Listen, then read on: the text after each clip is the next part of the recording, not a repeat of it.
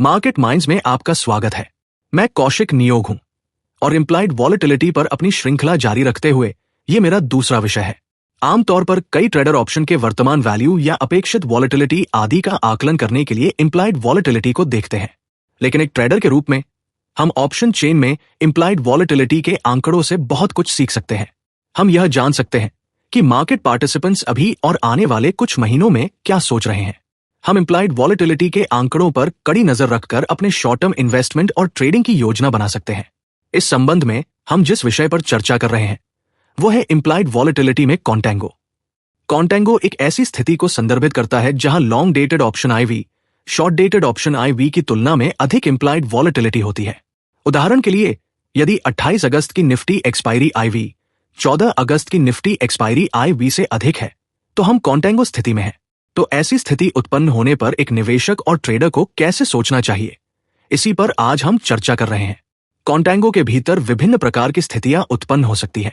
याद रखें कि मैं जिन सभी स्थितियों का उल्लेख करूंगा वे निकट एक्सपायरी ऑप्शन IV और दूर एक्सपायरी ऑप्शन IV के संदर्भ में कॉन्टेंगो में है। पहली स्थिति, शॉर्ट डेटेड और लॉन्ग डेटेड ऑप्शन IV दोनों रैंक IV के 30% से कम है। दोनों एक्सपायरी ऑप्शन अपने ऐतिहासिक IV की तुलना में सस्ते हैं। रैंक IV के लिए कृपया मेरे पिछले वीडियो देखें। दूसरी स्थिति, निकट expiry option IV rank IV के 30% से कम है, लेकिन दूर expiry option IV rank IV के 30% से अधिक है, लेकिन रैंक IV के 70% से कम है। निकट एक्सपायरी ऑप्शन IV अपने ऐतिहासिक IV की तुलना में सस्ते हैं और दूर एक्सपायरी ऑप्शन IV मध्य श्रेणी में है, जो न तो सस्ते हैं और न ही महंगे हैं। तीसरी स्थिति, निकट और दूर एक्सपायरी ऑप्शन IV दोनों रैंक IV के 30% से अधिक है, लेकिन रैंक IV के 70% से कम है। इसका मतलब यह है कि दोनों एक्सपायरी ऑप्शन IV न तो सस्ते हैं और न ही महंगे। चौथी स्थिति, निकट expiry option IV rank IV के 30% से अधिक है, लेकिन रैंक IV के 70% से कम है, जबकि दूर expiry option IV rank IV के 70% से अधिक है। इसका मतलब है कि नियर एक्सपायरी ऑप्शन IV मध्यम श्रेणी में है, जो सस्ता तो नहीं है लेकिन थोड़ा ज्यादा है, लेकिन फार एक्सपायरी ऑप्शन IV महंगे हैं। पांचवी स्थिति, निकट और दूर एक्सपायरी ऑप्शन IV दोनों रैंक IV के 70% से अधिक है। निकट एक्सपायरी ऑप्शन IV महंगे हैं और दूर एक्सपायरी ऑप्शन IV अत्यधिक महंगे हैं। जब IV सस्ता हो और रैंक IV के 30% से कम हो, ये क्या सुझाव देता है और निवेशक और व्यापारी को कैसे सोचना और तैयारी करनी चाहिए? जब सभी एक्सपायरी पर IV सस्ता हो तो इसका मतलब है कि बाजार निकट और दीर्घकालिक स्थिरता, मजबूत आर्थिक परिदृश्य, कम बेरोजगारी, स्थिर ब्याज और मुद्रास्फीति दरों की भविष्यवाणी कर रहा है। जियोपॉलिटिक्स, केंद्रीय बैंक की नीति, अर्निंग्स आदि का कोई डर नहीं है। कम IV स्थिति का मतलब है कि बाजार में कॉम्प्लेसेंसी का माहौल है।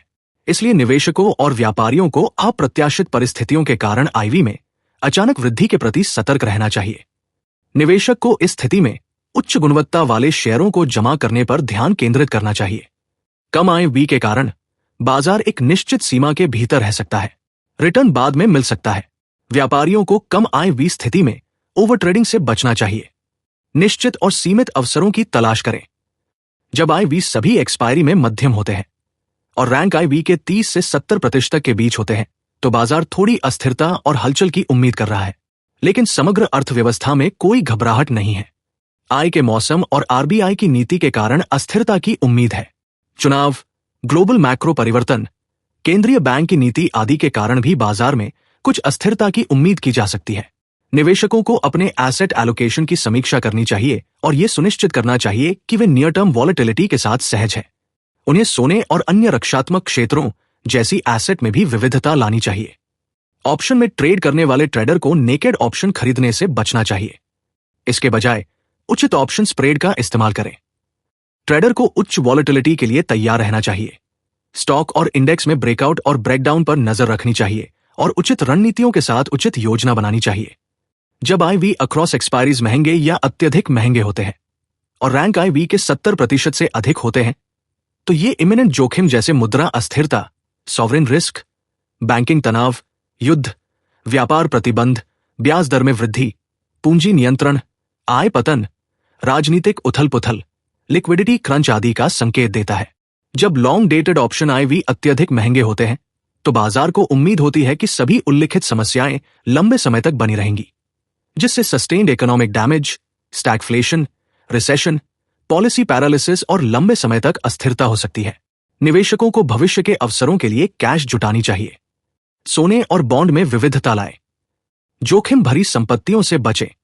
अगर उन्हें पता हो कि कैसे हेजिंग करनी है तो अपने लॉन्ग टर्म पोर्टफोलियो को हेज करें, अन्यथा जितना हो सके लिक्विड बने रहें। व्यापारियों को अत्यधिक उच्च अस्थिरता वाले दौर के लिए खुद को तैयार रखना चाहिए।